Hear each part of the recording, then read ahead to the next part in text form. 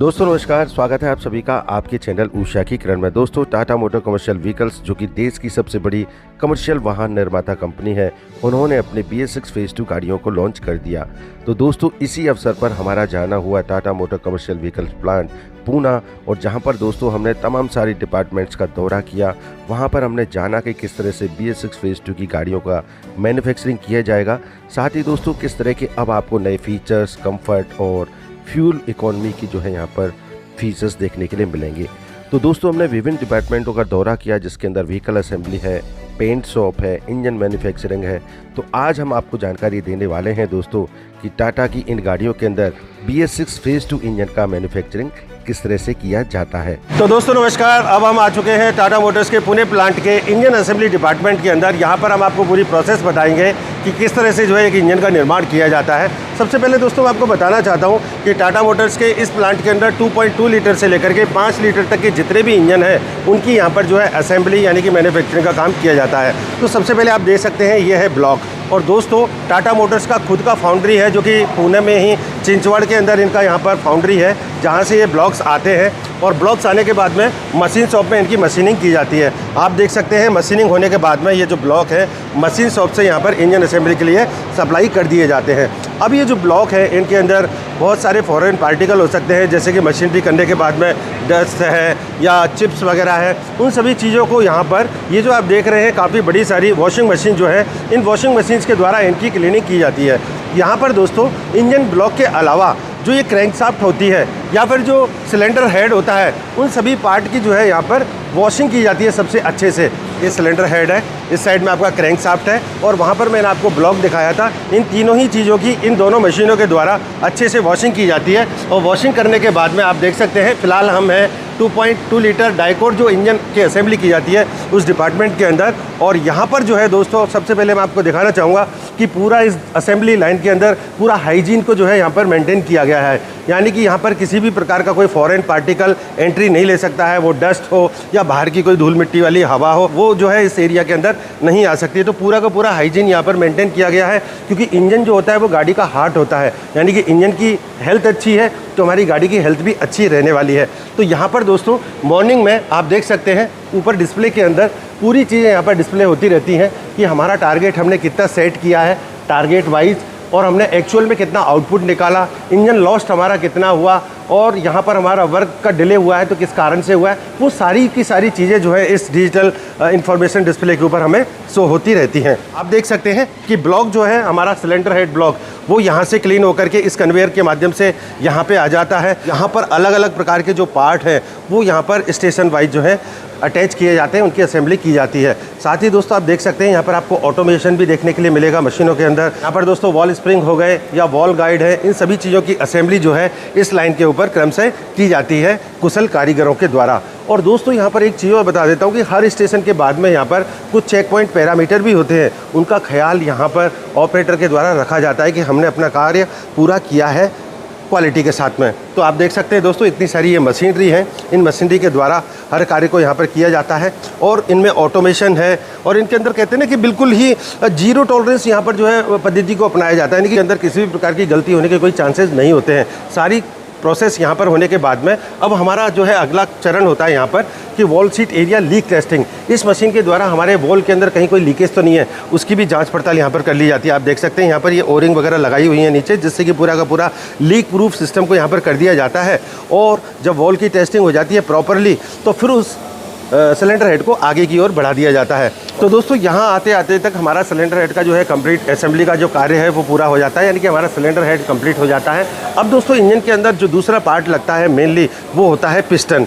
तो हर प्रोडक्ट के अनुसार, हर मॉडल के अनुसार अलग अलग प्रकार के जो पिस्टन होते हैं उनकी असेंबली करके यहाँ पर इकट्ठा रखा जाता है। कैप आप देख सकते हैं, पिस्टन है, कनेक्टिंग रॉड है, इन सारी चीज़ों की असेंबली जो की जाती है वो यहाँ पर की जाती है। तो अलग अलग प्रकार के जो मॉडल के अनुसार जिसके अंदर जो बियरिंग लगना होता है, या जिस प्रकार की आप देख सकते हैं ये आपकी गजन पिन हो गई, गजन पिन है या बेरिंग है, ये सारी की सारी चीज़ें यहाँ पर लगाई जाती हैं। और ये आपको मैं दिखाना चाहता हूँ, इस तरह की आपको जो है इसके अंदर स्नैप रिंग लगाई जाती है जो कि इसको लॉक करने का काम करती है।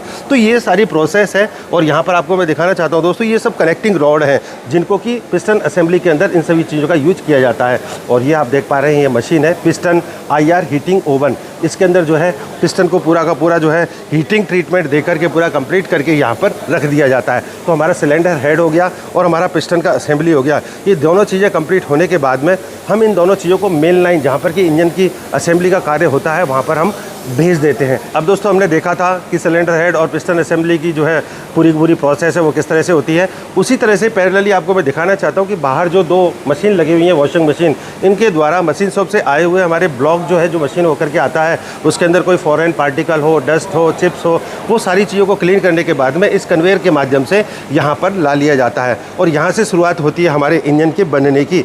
तो मैं आपको दिखा देता हूँ दोस्तों कि ब्लॉक जो है कुछ इस तरह का होता है। जहाँ पर आप देखेंगे ये इसकी कैप है और ये ब्लॉक है, इनको खोल लिया गया है। अब इनके अंदर जो है स्टेशन वाइज यहाँ पर जैसे कि आप देख सकते हैं कई प्रकार की सील है या डॉवेल पिन है, इन सभी का फिटमेंट किया जाता है अलग अलग टूलिंग्स के द्वारा। इंजन का जो है यहाँ से हमारा मैन्युफैक्चरिंग का यानी कि असेंबली का कार्य यहाँ से स्टार्ट हो जाता है। अब यहाँ आने के बाद में हमारा इंजन जो है इस स्टेज तक यहाँ पर आने के बाद में हमारे स्टेशन को यहाँ से उठा करके इस लिफ्टर के द्वारा और इस लाइन के ऊपर रख दिया जाता है। यहाँ आने के बाद में हम इस ब्लॉक के अंदर थर्स्ट प्लेट जो लगती है हमारी साइड में, आपको मैं बताना चाहता हूँ इस तरह का पार्ट्स होता है जिसको कि हम थर्स्ट प्लेट बोलते हैं। इसका यहाँ पर फिटमेंट किया जाता है। साथ ही इसके अंदर जो बेरिंग्स लगते हैं हमारे, का फिटमेंट कर लिया जाता है। और ये सारी चीज़ें लगने के बाद में पूरा चेक करने के बाद में हमारे ब्लॉक को यहाँ पर पहुँचा दिया जाता है। पहुँचाने के बाद में यहाँ पर जो है इसके अंदर आपका कूलिंग जेट हो गए या अदर एसेसरीज है उसका भी फिटमेंट यहाँ पर कर लिया जाता है। तो ये सारी प्रोसेस करने के बाद में इस टर्न टेबल के माध्यम से हमारा जो ये ब्लॉक है अब अगले स्टेशन के लिए प्रेषित कर दिया जाता है।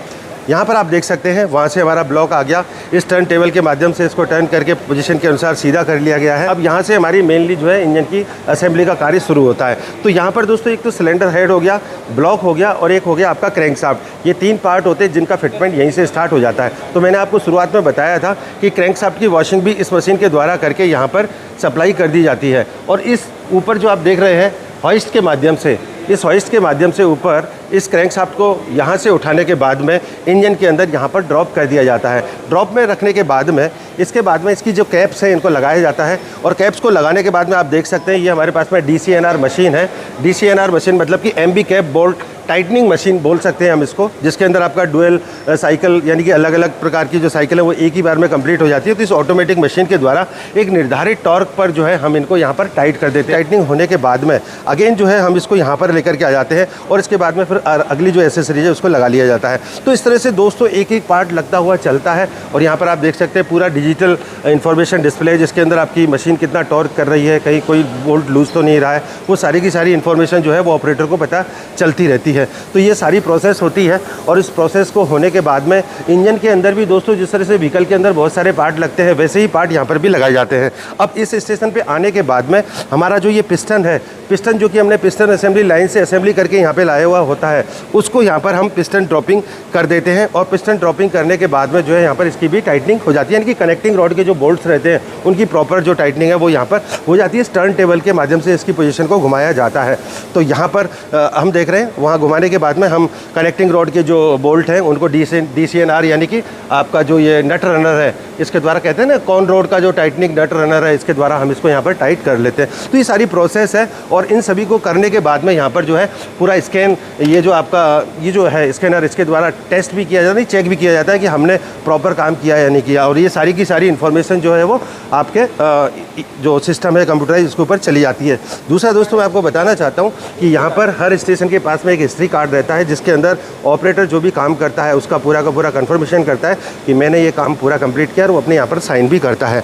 तो दोस्तों सारा का सारा ऑपरेशन स्टैंडर्ड को यहाँ पर फॉलो करते हुए इंजन असेंबली के कार्य को भी कंप्लीट किया जाता है। और जब ये इंजन बन करके आपकी गाड़ी में लगता है तभी तो आपकी गाड़ी अच्छा माइलेज देती है, विदाउट किसी मेंटेनेंस के वो चलती रहती है सालों साल। तो ये सब चीज़ें जो है इस प्लांट के अंदर यहाँ पर बखूबी की जाती हैं। अब दोस्तों हमारे इंजन की ऑलमोस्ट वहाँ पर असेंबली हो चुकी होती है। अगला हमारा जो भाग आता है इंजन के अंदर लगने वाला वो होता है ऑयल पेन। ऑयल पेन जिसके अंदर हमारा ऑयल इकट्ठा रहता है। तो ये ऑयल पेन आप देख सकते हैं, ये इंजन का वैसे देखा जाए तो नीचे का पार्ट है। ये ऑयल पेन है जिसके अंदर आपको मैं दिखाना चाहूँगा, ये जो है आपका सम्प है, जिससे कि आपका जो ऑयल है वो सक होकर के इंजन में जाता है। तो ये सारी चीज़ें यहाँ पर फिटमेंट हो जाती हैं और ये सारे के सारे हार्डवेयर यहाँ पर रखे हुए हैं। कौन से प्रोडक्ट में कौन सा हार्डवेयर लगना है वो सारी की सारी चीज़ें पहले से निर्धारित होती हैं, तो उनका ऑपरेटर जो है फिटमेंट करते रहते हैं। और ये ऑयल पेन के ऊपर आप देखेंगे ऑयल पेन कवर यहाँ पर लगा दिया गया है, जिसके अंदर हमारा मेनली जो ऑयल है वो यहाँ पर स्टोरेज रहता है। तो ये सारी प्रोसेस होने के बाद में अब हमारे इंजन को यहाँ पर जो है टर्न कर दिया जाता है। इस स्टेशन पे आकर के आपको मैं दिखाना चाहता हूँ, यहाँ पर ये टर्न टेबल लगा हुआ है। टर्न टेबल बोले तो इसकी जो पोजीशन है इसको घुमा दिया जाता है, तो हमारा इंजन जो है इस तरह का कुछ दिखता है, जिसका पीछे का हिस्सा हो गया जहाँ पर आपका फ्लाईव्हील लग जाता है और आगे की साइड में आपका वाटर पंप हो गया या विस्कस फैन वगैरह जो लगता है वो सारी चीज़ें लग जाती हैं। तो ऑलमोस्ट यहाँ पे आने के बाद में तो हमने लगा लिया इंजन के बाद में फ्लाईव्हील हाउसिंग जो ये यहाँ पे कनेक्ट हो जाती है। और ये सारी की सारी चीज़ें लगाने के बाद में ऑपरेटर सुनिश्चित करता रहता है, ये मशीनों के द्वारा चेक करता रहता है और सारी इन्फॉर्मेशन कंप्यूटराइज तरीके से यहाँ पर सेव होती रहती है। ये आप देख सकते हैं इनके ऑपरेशन स्टैंडर्ड हैं, जिनके अंदर बताया गया है कि किस तरह से कौन से पार्ट का फिटमेंट होना है। अब दोस्तों हमारा इंजन जो है इस स्टेशन पर आ जाता है, जहाँ पर हम इंजन के अंदर फ्यूल पंप यानी कि इंजन को जो फ्यूल की सप्लाई करने वाला पंप होता है उसका जो है इंस्टॉलेशन यहाँ पर करते हैं। फ्यूल का पंप का इंस्टॉलेशन करने के बाद में ये कंप्लीट काम हो जाता है। फिर इसके बाद में आप देख सकते हैं यहाँ पर अदर जो एसेसरीज़ है, लाइक आपका गियर है, फ्लाईव्हील गियर हो गया या सामने का पुली गियर हो गया, ये सारी की सारी चीज़ें यहाँ पर जो है लगाई जाती हैं। और आपको मैं दिखाना चाहता हूँ इस तरह की जो है सिलेंडर हेड की गैसकेट रहती है, इसको भी यहाँ पर लगा लिया जाता है। और ये सारी चीज़ें करने के बाद में अगला चरण आ जाता है हमारा यहाँ पर सिलेंडर हेड का फिटमेंट करने का, यानी कि जिस सिलेंडर हेड की हमने असेंबली वहाँ पर की थी हेडलाइन के अंदर, उस हेडलाइन से आकर के हमारा सिलेंडर हेड यहाँ पर माउंट कर दिया जाता है। अब सिलेंडर हेड को रखने के बाद में अदर जो एसेसरीज है उनका भी फिटमेंट हो जाता है। और ये जो है पूरी की पूरी किटिंग ट्रॉली यहाँ पर रखी हुई है, जिसके अंदर कौन से मॉडल के अंदर कौन से इंजन के अंदर कौन सा पार्ट लगना है वो ऑलरेडी यहाँ पर प्री डिसाइडेड रहता है और वो यहाँ पर सप्लाई कर दिया जाता है। इसके बाद में दोस्तों अगले स्टेशन के ऊपर और अदर एसेसरीज लग जाती हैं। इस तरह से दोस्तों हमारा कार्य चलता जाता है और हमारी जो लाइन है वो आगे की ओर बढ़ती जाती है। अब दोस्तों मैं आपको बताना चाहता हूँ यहाँ पर जो है इसके अंदर सीलेंट जो है उसको अप्लाई किया जाता है, जो कि हमारा सिलेंडर हेड का जो कवर है उसके ऊपर लगाने के लिए पूरा का पूरा सीलेंट अप्लाई किया जाता है। और सीलेंट अप्लाई करने के बाद में हमारे इंजन के अंदर जो है यहाँ पर सिलेंडर हेड का जो कवर है उसका भी फिटमेंट कर लिया जाता है। तो ये दोस्तों बहुत सारे स्टेशन है जहाँ पर अलग अलग एसेसरीज लगती रहती है। ये आप देख सकते हैं अलग अलग प्रकार के गियर है और इनको फिटमेंट कर लिया गया है। या आपका एयर इनटेक होज हो गया या एग्जॉस्ट हो गया, ये सारी की सारी चीज़ें यहाँ पर लग जाएंगी। या आपका फ्लाईव्हील है यहाँ पर माउंट कर लिया गया है। तो कहने का मतलब चरणबद्ध तरीके से इंजन का जो है पूरा का पूरा असेंबली का काम किया जाना होता है। ये आप देख सकते हैं पुली बेल्ट्स लगा दिए गए हैं, यहाँ पर टाइमिंग बेल्ट्स है, ये सारी लग गई हैं। ये आपका पुली है वो लग गई है। और यहाँ पर मैं आपको दिखाना चाहता हूँ इस साइड में आपका जो फ्लाईव्हील है इसके अंदर जितने भी बोल्ट को लगाया जाएगा उन सभी को यहाँ पर जो है डीसी नट टर्नर के द्वारा यहाँ पर जो है इंजन के अंदर प्रॉपरली एक निर्धारित टॉर्क के ऊपर इनको टाइट किया जाएगा।